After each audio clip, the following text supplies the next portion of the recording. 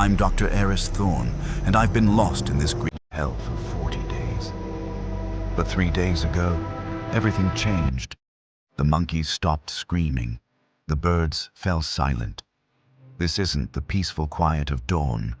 It's predatory. The jungle is holding its breath, waiting for something. My guide, Mateo, vanished 2 nights ago. He walked into the darkness, whispering about the one who slides without sound. I thought it was fever. God, I wish it had been fever. Now I'm alone, pushing through undergrowth that seems to close in behind me. My hands shake. Not from malaria, but from fear. I pull out a photograph, creased and water-stained. My daughter, Lara, 12 years old, laughing on a beach that feels like another lifetime. The doctors gave her 3 weeks. That was 41 days ago. I came to this jungle chasing a myth, the heart of Yig, an artifact said to cure any disease. I didn't come for gold or glory. I came because my little girl is dying, and I'm her last hope. But as I stand here in this unnatural silence, surrounded by shed skin hanging from branches like funeral shrouds, I wonder, what if hope is the most dangerous thing of all? Warm but strained, heartbreaking tone. 6 weeks ago, my world was different, smaller. It fit inside a hospital room. Lara sat propped up in bed, an IV in her thin arm, reading The Jungle Book for the 100th time. She looked up when I entered with coffee, her smile brave despite the exhaustion in her eyes. "Dad, when can we go back to the cabin? You promised we'd see the northern lights together." I forced a smile, sat beside her, and took her small hand in mine. God, when did her hands get so small, so fragile? "Soon, sweetheart. Very soon." The lie tasted bitter. Dr. Patricia Nkomo entered then, tablet in hand. She was my colleague once before Lara got sick. Now she was the bearer of bad news. Her expression said everything before she even opened her mouth. "Dr. Thorne, could we speak outside?" I kissed Lara's forehead, promised I'd be right back, and followed Dr. Nkomo into the corridor. Each step felt like walking to an execution. The fluorescent lights hummed overhead like insects. Dr. Nkomo closed the door gently, then turned to me with the look every parent dreads. "The latest scans show aggressive metastasis," she said quietly. "Her liver, lymph nodes. Aerys, we've exhausted every protocol. Experimental treatments, immunotherapy. Nothing's working." My throat closed. "How long?" 3 weeks. Maybe 4. I'm so sorry." The world tilted. I grabbed the wall to keep from falling. 3 weeks. My daughter, my brilliant, beautiful girl, had 3 weeks left, and there was nothing I could do. "There has to be something," I heard myself say. "Somewhere. I have grants, connections." Dr. Nkomo's hand touched my shoulder. "There's nothing. Medical science has hit its limit." She walked away, leaving me alone in that sterile corridor. I stood there, staring at nothing, feeling everything inside me crack. That's when I knew. If science couldn't save her, I'd have to look beyond science. My office was a shrine to obsession. Books everywhere, maps of South America covering the walls, artifacts from a lifetime studying pre-Columbian cultures. I dedicated my career to ancient mysteries, never thinking I'd need to solve one to save my daughter's life. I sat at my desk that night, bourbon in hand, staring at my research on indigenous pharmacological myths. One legend kept appearing, the heart of Yig, an Incan artifact, older than the empire itself, said to cure any disease. I dismissed it as folklore, but desperate men believe in folklore. My phone buzzed. An email from Kyle Brennan at Biogenesis Pharmaceuticals. Subject line, "Re your inquiry, the heart of Yig." My hands trembled as I opened it. "Dr. Thorne, Biogenesis is very interested in your research into indigenous pharmacological myths. The heart of Yig has appeared in our own ethnobotanical surveys. We're prepared to fund a full expedition. $500,000, all equipment provided. We understand your daughter's situation. Time is essential. Are you available to depart within 48 hours? I stared at the screen. It was too perfect, too convenient. But what choice did I have? I typed one word, yes, and sealed my fate.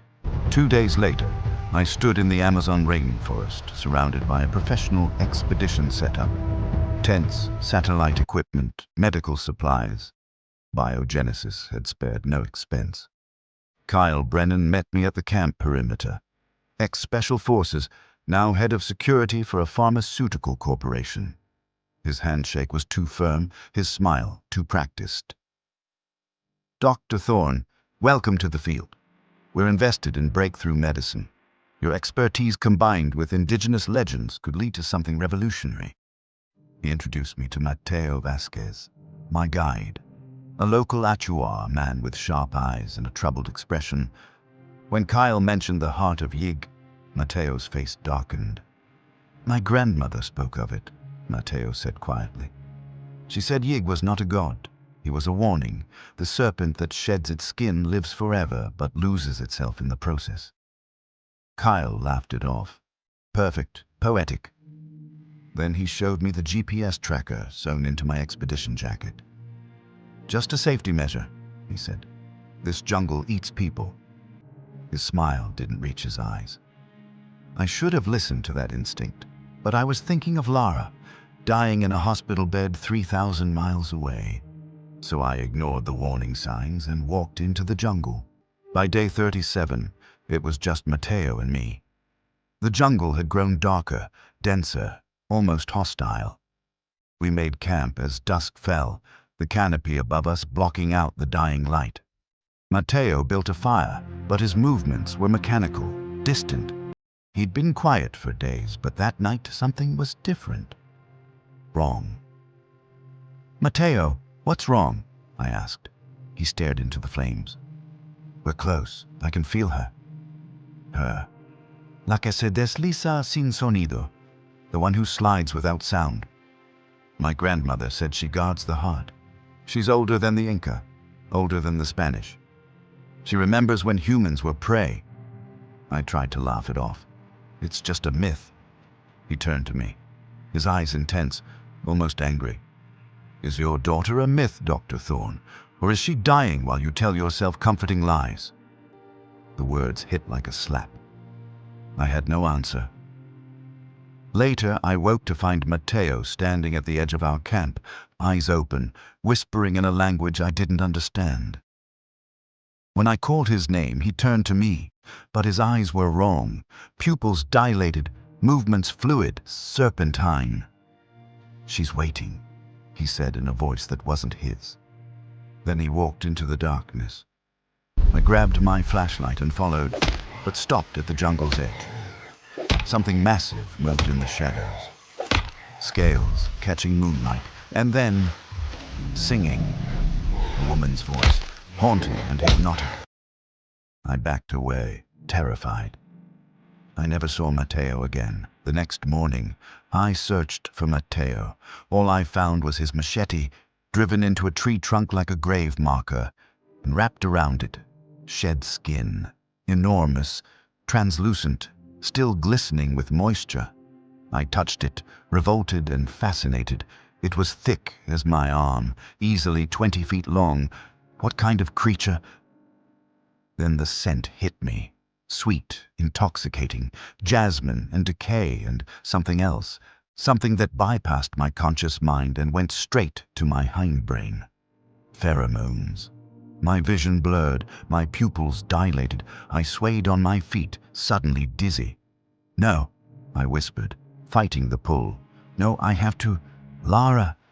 But my feet moved forward, into the deep jungle, following the scent like a man in a trance. I tried to resist. God, I tried, but it was like fighting gravity. The jungle opened before me, welcoming me deeper. And somewhere ahead, I heard that voice again, singing, calling my name. The trees parted like a curtain, and I saw it.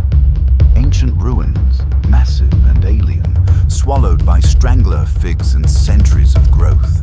Pre-Columbian architecture mixed with something older, something that predated any civilization I knew. At the center stood a stone throne carved with writhing serpents, and upon it sat Zelia. She was impossible, magnificent and monstrous in equal measure. From the waist up, she was a woman of breathtaking beauty. Golden skin, high cheekbones, cascading black hair. But her eyes were molten yellow with vertical pupils that never blinked. From the waist down, she was pure serpent.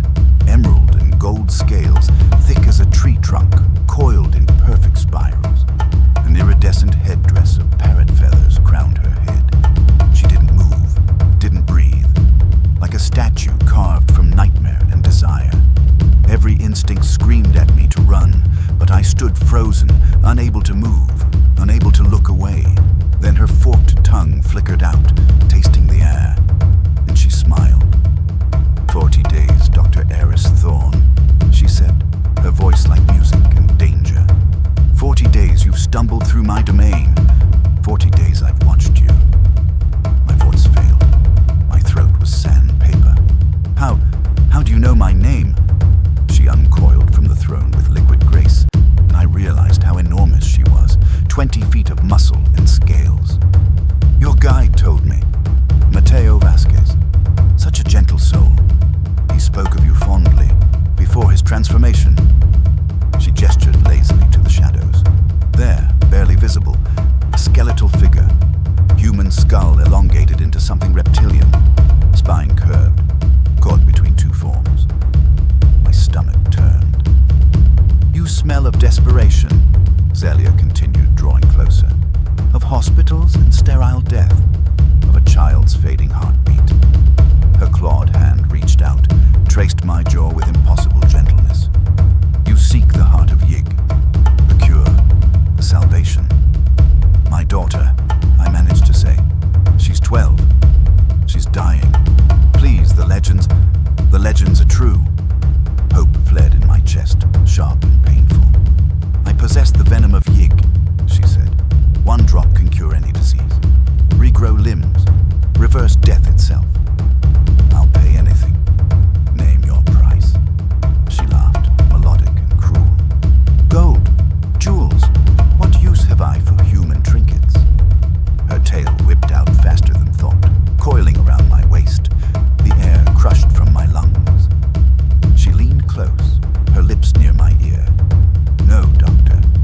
Yig gives no gifts, only exchanges. I sat on cold stone, Zelia's tail wrapped around me like a living chain. She reclined nearby, eating strange fruit, watching me with those unblinking yellow eyes. What do you want? I finally asked. I am alone, Dr. Thorn. For 300 years, I've been alone. The Spanish came seeking El Dorado. I killed them. Explorers came seeking glory. I killed them. Your Mateo came seeking treasure. I transformed him. She slid closer, her scales whispering against stone. But you came seeking love, the rarest treasure of all. So what's the exchange? She produced a small vial from her throne, ancient glass filled with glowing green liquid. I will give you the venom, enough to save your daughter. In return, she coiled around me fully, her face inches from mine. You stay here, with me, forever. The word hung in the air like a noose. Forever. That's not a choice, I said. That's a prison sentence. Is it? Look at your world, Aerys. War, disease, greed. Your own species funded your quest not for love, but for profit. Biogenesis doesn't care about your daughter. They care about weaponizing my venom. How do you? I can taste lies, Doctor, and your employers reek of them. She held up the vial. The green liquid swirled, hypnotic. 1 drop saves. 10 drops kill. Choose.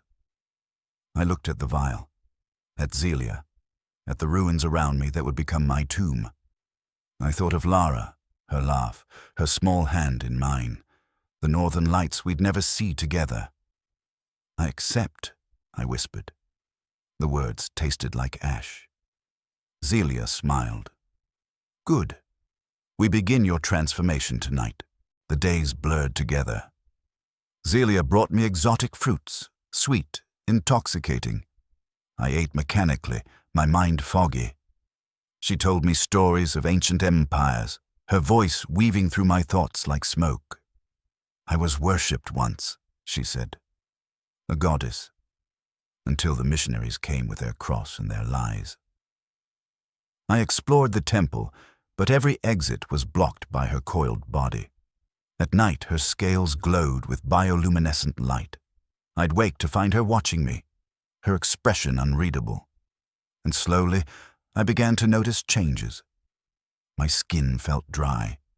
When I scratched my arm, flakes fell away, and beneath them, something harder, smoother, scales. I examined my hands in the dim light. My fingernails were thickening, darkening, becoming claws. What's happening to me? I whispered. But I already knew. The fruit wasn't just food, it was transformation, and Zelia's smile grew wider each day. On day 43, I woke with a start. My fingers were wrong. The tips had hardened into small claws. When I touched my face, my skin felt like leather. What's happening to me? I shouted. Zelia appeared, calm as ever. Evolution. The venom in the fruit is preparing you. Soon you'll shed your human skin. You'll be magnificent. You said I'd stay as I am. I said you'd stay forever. I never specified in what form. Rage exploded in my chest, pure primal fury. I ran. Through the temple, down corridors I'd never explored, until I found a narrow passage. I squeezed through, scraping my shoulders against ancient stone, and discovered a hidden chamber. A charnel house, dozens of skeletons, Spanish armor, modern climbing gear, all showing signs of transformation, elongated skulls, serpentine spines, bodies caught between human and reptile. In the center, I found Mateo's compass and Mateo's skeleton, twisted, monstrous, his skull stretched into a snake-like snout, his ribs fused into scales. Horror crashed over me like a wave. Oh God, no. I heard Zelia approaching. I grabbed a sharp bone, a pathetic weapon against a goddess. I burst into the main chamber, the bone clutched in my shaking hand. You're not giving me the cure, I screamed at Zelia. You're turning me into a monster. She remained calm, coiled on her throne. No, I'm freeing you from the prison of humanity. You'll never age, never die, never lose anyone again. I'd rather die human than live as your pet. I bolted for the exit. Her tail cracked like a whip, slammed me against the altar. The bone weapon shattered. The vial of venom flew from my pocket. Time slowed. The vial spun through the air, catching the light, and then shattered on stone. Green liquid spread across the floor like spilled hope. No. The scream tore from my throat. Foolish, Zelia began. Boom, boom, boom. The temple shook. Dust rained from the ceiling. Ancient stone cracked. Helicopter rotors. Close. Deafening. A section of the roof collapsed. Sunlight streamed in. 4 black ropes dropped through the opening. 4 figures descended. Biogenesis tactical team. Black armor. Assault rifles. On their shoulders, the corporate logo, a DNA helix wrapped in a serpent. Leading them was Kyle Brennan. Alpha leader to command, he said into his radio. Target acquired. Visual confirmed. He looked at me. Dr. Thorne, outstanding work. Your GPS led us right to her. Betrayal hit me like a physical blow.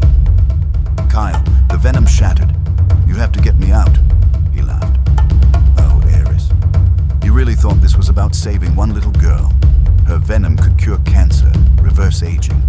We're talking about $1 trillion monopoly. Your daughter was just convenient motivation. You bastard. Alpha team, secure the asset. Non-lethal containment. The operatives raised electrified net launchers and fired. 3 nets wrapped around Zelia. Electricity surged. She roared, a sound that shook the ancient stones. and collapsed. "Target neutralized," Kyle said. "Prep the extraction." Zelia's eyes snapped open. They burned with centuries of rage. With an explosive roar, she shredded the nets like tissue paper. Her tail whipped, caught one operative around the waist, crushed him, his scream cut off. Blood sprayed. Another operative fired his rifle. Bullets sparked off her scales. Useless. She lunged. Jaws snapped around his head, dragged him into shadows. His screams echoed, then stopped. A third ran for the rope. Zelia's tail wrapped his ankle, slammed him against a pillar. His neck broke with a wet crack. The fourth emptied his magazine, frantic, terrified. Zelia flowed across the floor like liquid death, coiled around him, squeezed. His ribs shattered. Silence. Only Kyle remained, backing away, rifle shaking. Zelia struck, knocked the weapon away, coiled around him, lifting him into the air. "You came to harvest me," she hissed, "to cut me open, to turn my gift into profit. Wait, we can make a deal." "I don't make deals with insects." She opened her jaws. Fangs extended, dripping venom. "Zelia, stop." She paused, looked at me. I'd picked up a fallen pistol, shaking but aimed. "Let him go." "Why would you save him?" "He betrayed you." "Because if you kill him, biogenesis sends an army. They'll burn this jungle to ashes, and you're the only source of the cure left." I stepped closer. "We make a deal. Now, I keep you alive. You give me venom to save Lara. We use him as leverage." I aimed at Kyle's leg. "This is for using my daughter." Bang. Kyle dropped, screaming. I looked at Zelia. "Do we have a deal?" She smiled, a predator recognizing an equal. "We have a deal." 3 days later, I stood on a crude raft, rowing down a river that led to civilization. Kyle sat bound and feverish, his infected leg wrapped in bloody bandages. He muttered threats, how biogenesis would hunt me, clone Zelia, synthesize her venom. I didn't care. In my pocket, carefully wrapped, was a vial of glowing green liquid. 1 drop, enough to save my daughter. I looked back at the riverbank. Zelia stood there, half submerged in the water, her scales glittering in the dawn light. She raised one clawed hand in farewell. "We will meet again, Dr. Thorne," her voice carried across the water, "when you realize the world you're returning to is far more poisonous than I ever was." Then she sank beneath the surface. Gone. The jungle was waking, birds calling, monkeys howling, life returning. I clutched the vial and whispered a prayer. "Hold on, Lara. Daddy's coming home." 2 weeks later, I stood in Lara's hospital room. She was so pale, so weak. An oxygen mask covered her face. The machines beeped steadily, marking time running out. Dr. Nkomo was there. "Aerys, where have you been? We tried to reach you." I pulled out the vial. The green liquid swirled, luminescent. "I found it. The cure." She stared. "What is that? Where did you get—" "It doesn't matter. 1 drop. That's all she needs." "Aerys, we can't administer an unknown substance. She has days left. Days. This is her only chance." Dr. Nkomo looked at Lara. At me. At the glowing vial. "If you're wrong," she whispered, "I'm not." My hands shook as I approached Lara's IV.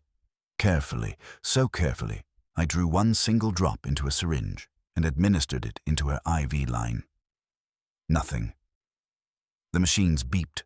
Lara lay still. Then, her eyes fluttered open.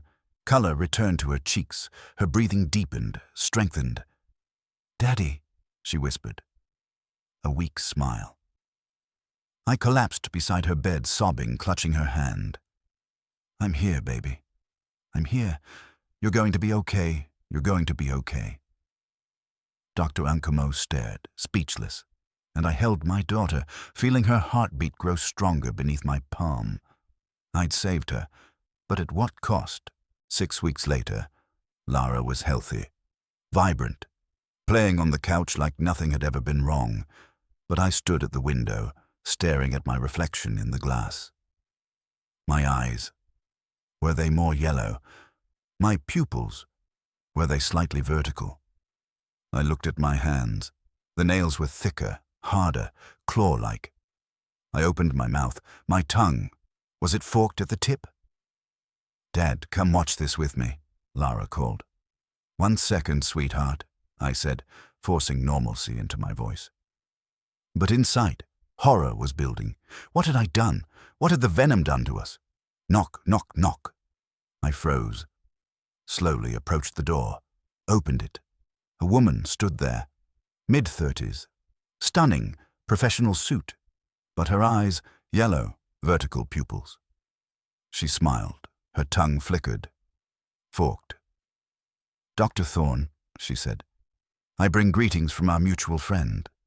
She handed me a business card, a serpent coiled around a human heart.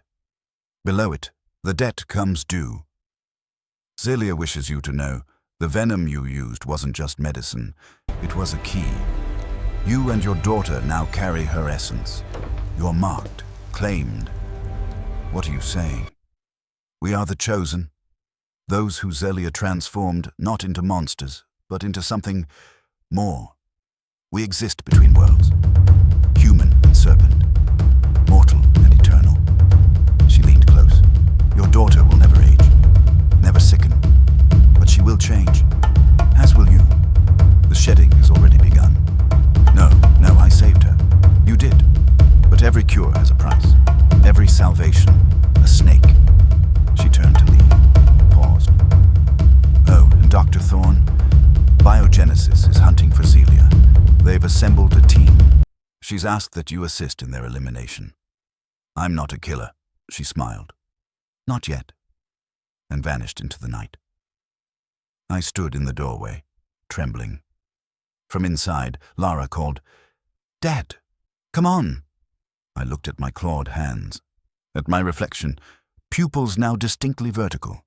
I closed the door and realized the truth. I didn't escape the jungle. I brought it home. That night I stood in the bathroom staring at my reflection. I lifted my shirt. My skin was dry, flaking. I scratched gently, and a piece came away.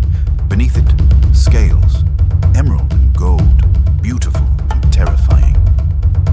I looked at the door. Lara was asleep in her room, healthy, alive, everything I'd fought for. But when I'd tucked her in, I'd noticed her eyes in the dim light, a flash of yellow. The venom had saved her, but it had changed us both. I am Dr. Aerys Thorne. I went into the jungle to save my daughter. I made a deal with a goddess, and now I'm becoming something that's neither human nor serpent. Something in between. Something new. The question is, when the shedding is complete, when the transformation is done, will I still be me, or will I be hers? The heart of Yig beats in my chest, and I don't know if it's my heart anymore, or hers. This is only the beginning. The debt comes due, and I will pay it. One way or another. And every cure has a price. Every salvation, a snake.